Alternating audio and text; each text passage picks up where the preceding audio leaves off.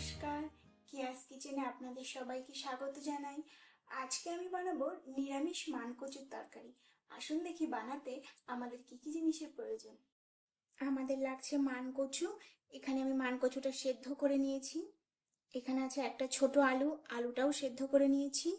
সাদা তেল, ভাজা জিরে গুঁড়ো, ভাজা ধনে গুঁড়ো, লঙ্কা গুঁড়ো, গরম মশলা, লবণ, হলুদ। এখানে আছে লঙ্কা আর একটা লেবু। আর এটা আদা বাটা, এটা জিরে আর শুকনো লঙ্কা। কড়াই গরম হয়ে গেছে, আমি এতে তেল দিয়ে দেবো। এখানে 2 চামচ তেল আছে।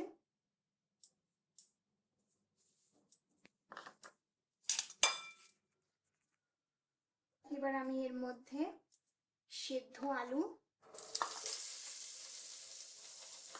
আর এই মানকচুটা একসাথে ভাজবো।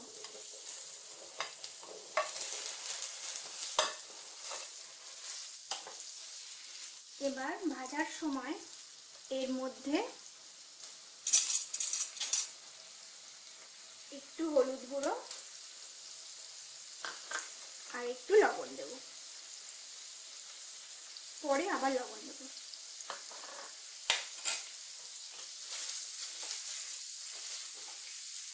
এটা ভাজতে একটু টাইম লাগবে, ততক্ষণ একটু ভাজা হোক। একটু নেড়ে দেবো, এবার একটু ভাজা হোক। কচুটা ভাজা ভাজা হয়ে গেছে, আমার এটা ভাজতে 2 মিনিট মতো লেগেছে। এবার আমি এর মধ্যে আদা বাটা দেব আর দেব ভাজা ধনে গুঁড়ো, ভাজা জিরে গুঁড়ো,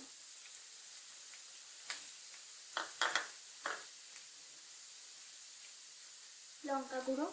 আপনারা যদি চান কেউ শুকনো লঙ্কা খাবেন না, তাহলে এখানে কাঁচা লঙ্কা বাটাও দিতে পারেন। একটু হলুদ গুঁড়ো আর পরিমাণ মতো লবণ।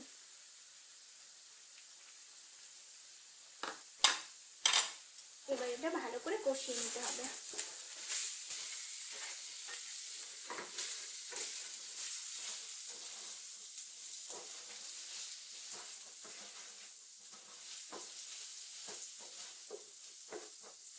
এটা এইভাবে আমি 1 মিনিট মতো একটু ঢাকা দিয়ে দেবো, তাহলে মশলাটা ভালোভাবে কষে যাবে। আমি একটু ঢাকা দিয়ে রাখছি। 1 মিনিট পরে ঢাকনাটা খুলবো। এবার ঢাকনাটা খুলবো। 1 মিনিট হয়ে গেছে, সুন্দর ভাজা ভাজা হয়েছে। আমি এর মধ্যে 1 বাটি জল ঢেলে দিচ্ছি। বেশি জল লাগবে না, কারণ একটু মাখা মাখা তরকারি হবে, আর কচুটা আগের থেকেই সেদ্ধ আছে, সেই জন্য রান্নাটা করতে বেশি টাইম লাগবে না।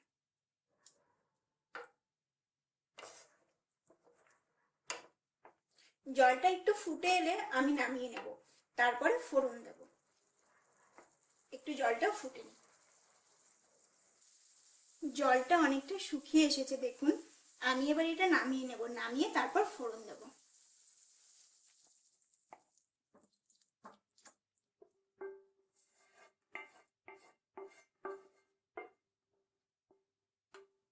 নামিয়ে নিলাম। এবার এই কড়াইতেই আমি ফোড়ন দিচ্ছি। আপনারা চাইলে কড়াইটা ধুয়েও নিতে পারেন। একটু তেল দিতে হবে, শুকনো লঙ্কা আর দেব এই জিরে। জিরেটা একটু ফুটলে তখন আমি ওটা ঢেলে দেবো তরকারিটা।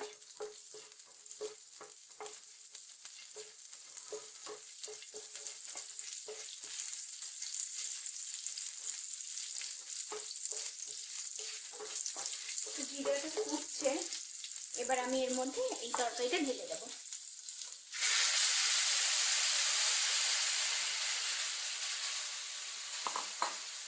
ঢেলে একটু নাড়াচাড়া করব। তরকারিটা একটু মাখা মাখা হবে, খেতে খুব ভালো লাগবে। এবার আমি এর মধ্যে এই গরম মশলাটা দিয়ে দেবো।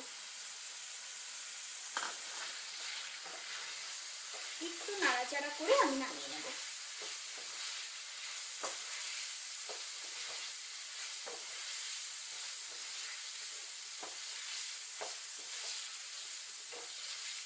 খুব সুন্দর লাগবে এই তরকারিটা খেতে।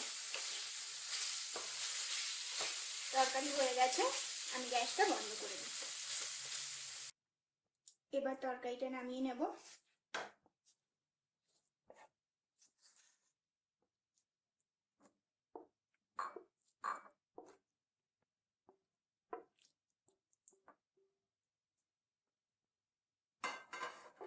এবার উপর থেকে লেবুর রস দেব।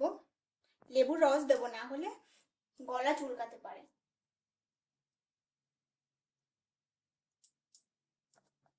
আর কাঁচা লঙ্কা দুটো।